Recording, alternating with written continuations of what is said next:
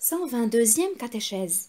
La vocation du couple appelle à la perfection consacrée par le sacrement du mariage.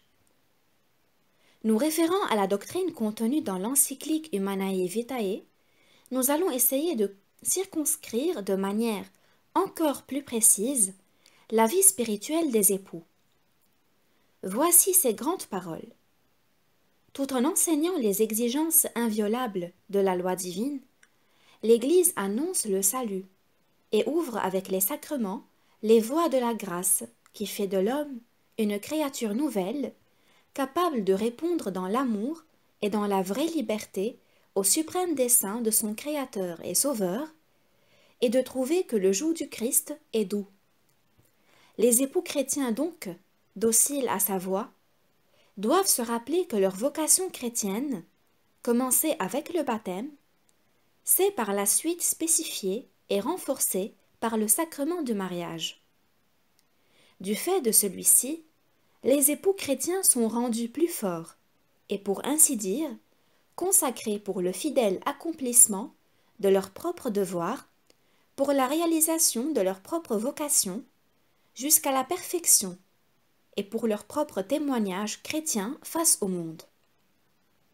Le Seigneur leur confie la tâche de rendre visible pour les hommes la sainteté et la douceur de la loi qui unit l'amour réciproque des époux à leur coopération à l'amour de Dieu, auteur de la vie humaine. En nous montrant le mal moral des manœuvres contraceptives et en délimitant en même temps un cadre aussi intéressant que possible de la pratique droite de la régulation de la fertilité ou de la paternité et maternité responsable, l'encyclique crée les conditions qui permettent de tracer les grandes lignes de la spiritualité chrétienne, de la vocation et de la vie conjugale, et également de celle des parents et de la famille.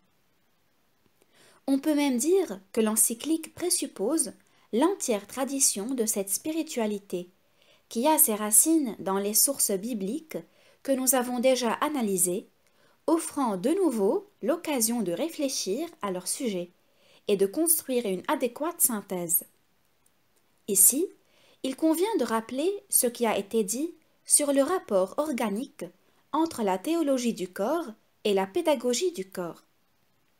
Cette théologie-pédagogie, en effet, constitue déjà d'elle-même le noyau essentiel de la spiritualité conjugale. Et ceci l'indiquent également les phrases que nous venons de puiser dans l'encyclique. Certes, on lirait et interpréterait faussement l'encyclique Humanae Vitae si on y voyait uniquement la réduction de la paternité et maternité responsable au seul rythme biologique de fécondité. L'auteur de l'encyclique désapprouve et rejette énergiquement toute forme d'interprétation réductrice, et donc partielle, et en propose avec insistance l'intelligence intégrale. La paternité-maternité responsable, entendue intégralement, n'est autre qu'un important élément de toute la spiritualité conjugale et familiale, c'est-à-dire de cette vocation dont parle le passage précité de l'encyclique quand il affirme que les époux doivent réaliser leur propre vocation jusqu'à la perfection. C'est le sacrement du mariage qui les corrobore et, pour ainsi dire, les consacre pour y parvenir. À la lumière de la doctrine qu'exprime l'encyclique, il importe aussi qu'on se rende mieux compte de cette force corroborante qui est unie à la considération du sacrement du mariage.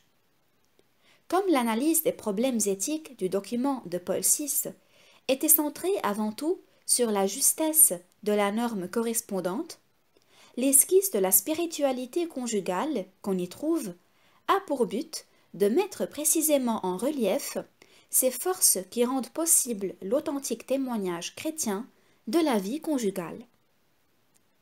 Nous n'entendons nullement cacher les difficultés, parfois graves, inhérentes à la vie des époux chrétiens. Pour eux, comme pour chacun, étroite est la porte et resserré le chemin qui mène à la vie. Matthieu chapitre 7, verset 14. Mais l'espérance de cette vie doit éclairer leur chemin quand ils s'efforcent courageusement de vivre avec sagesse, justice et piété le temps présent, sachant que la figure de ce monde passe.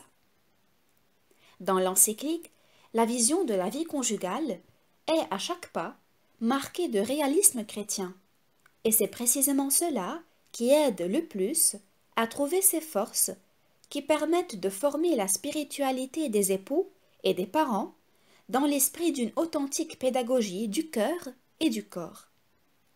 La conscience même de la vie future ouvre, pour ainsi dire, largement l'horizon de ces forces qui doivent les guider le long du chemin resserré et les conduire par la porte étroite de la vocation évangélique.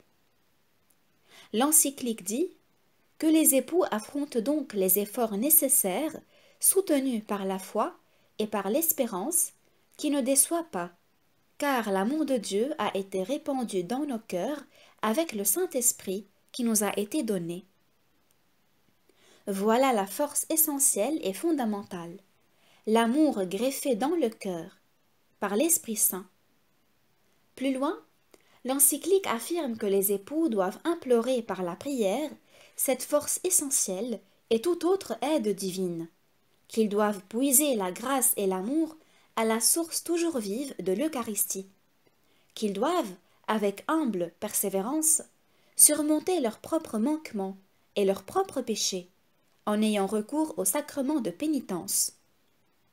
Voilà les moyens, infaillibles et indispensables, nécessaires pour former la spiritualité chrétienne de la vie conjugale et familiale. Grâce à eux, cette force d'amour essentielle et spirituellement créatrice gagne les cœurs humains et également les corps humains dans leur masculinité et féminité subjective. Cet amour permet en effet d'édifier toute la coexistence des époux selon cette vérité du signe, grâce à quoi le mariage se construit dans sa dignité sacramentelle, comme le révèle le point central de l'encyclique Humanae Vitae.